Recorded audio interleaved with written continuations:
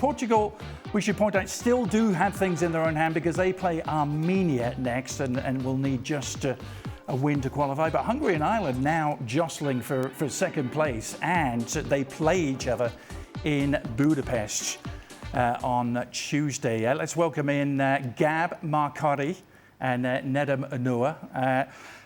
This was entirely unexpected. Craig, I'll start with you on this.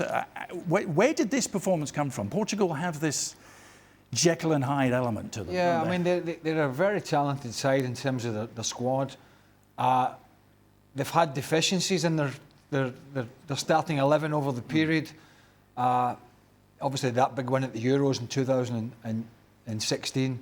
But yeah, I mean, they have some really, really good players on the ball. But this came about, you know, Ireland, look, I don't have the stats in front of me, but when I looked at half-time, it was something like 70-odd% possession for Portugal. That's not a surprise, even away from home, because the Irish don't dominate the ball. They've been a struggling side for quite some time now. They don't have a great player pool to pick from. So it's about good defence, it's about set pieces, it's about taking the opportunities when they come along, which they did. And it was always going to be a backs to the wall second half for them, and Kelleher made some good saves, a very good goalkeeper, Conor Kelleher. So, I mean, yeah, a great night for the Irish at the Aviva Stadium. Puts them right back in the hunt for, you know, potentially finishing in second place. But for Portugal, you know, they're probably going to top the group, if the truth be told. But again, the Ronaldo situation, I don't know what he thinks in this era of VAR. When you swing in there, now again, the replays were from quite some distance, so unless we have some close up, I don't really know how much contact there was, but there was the intent there as well. And it was a clear throwing of the elbow, so I don't know why he was so upset that was deemed a red card, because it was a definite red to me. But I've just got so many questions about what this Roberto Martinez Portugal is going to be like in North America in a few months' time. They have the talent to turn it on, but I still have my doubts about certain areas of the team, and particularly going into a major tournament with a 40-something front man, as they will do with Ronaldo up front. Gab, they're always amongst the dark horses to win any major tournament they're in, and yet they're capable of a night like this. Doesn't seem to add up. There's obviously a history of implosions there. I actually think this time around maybe it's not that deep, as Craig said. You know, you're on the road. You know that psychologically what matters is just, you know, you get 3 points between this game and the Armenia game, which on paper is a lot more viable. The weather is what it is. They're defending stoutly. The minutes tick by. And you go behind and you kind of lose your focus a little bit. Certainly, though, from Cristiano's perspective, we know how badly he wants to play for Portugal. He keeps coming back. He obviously keeps track of his international goals, as we know. And I think, you know, inevitably he's going to get suspended now. And I think that's going to upset him, because the clock is ticking, even for him. You know, nobody's above the law in terms of on the field. So, you know, it is what it is. He'll be suspended.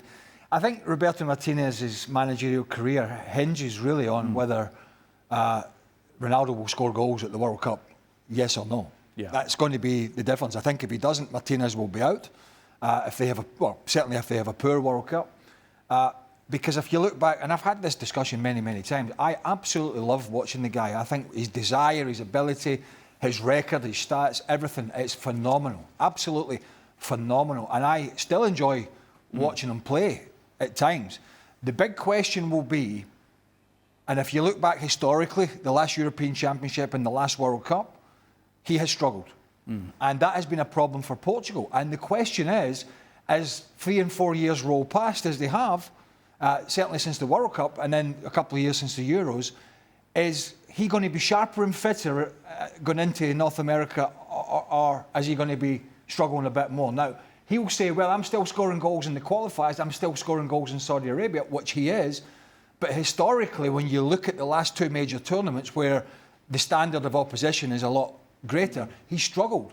And I think Roberto Martinez's job hinges on whether he scores or not, or whether he plays well or not, because we know, Adrian, he's going to select him. Yeah.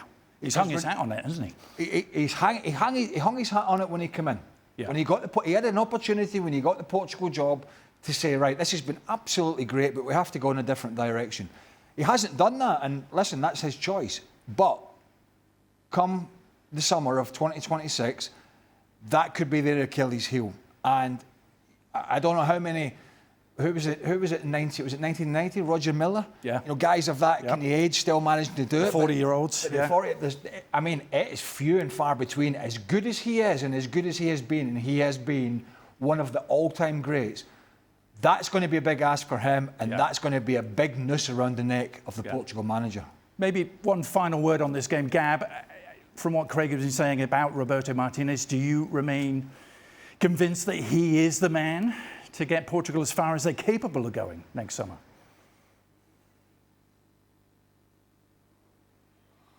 Well, I mean, it's kind of a self-evident question that you asked there. He'll get them as far as they're as they're capable of going. Where they're capable of going is going to depend on how they perform. Like, they've gone all in. I think Roberto over the years has shown that, you know, he can be a very good man manager. I think he feels empowered. A lot of people just kind of assume that, you know, Cristiano was going to be sort of imposed on him after what we saw last time around. I don't think that's been the case. Cristiano's done his job. He obviously looks at this and says, well, you know, do I want to play Rafael out of position, Gonzalo Ramos coming off the bench? No, for better or worse, this guy's my center forward. And he's stuck with it. And I think, you know, people are kind of at peace with that. And yeah, I think Portugal are definitely capable of going on a run. Diogo Costa's not going to play, you know, the way he played certainly tonight on the first goal. You know, Vitinha, we see what he does week in, week out. The talent is there. Yeah. And I think Roberto can do his part.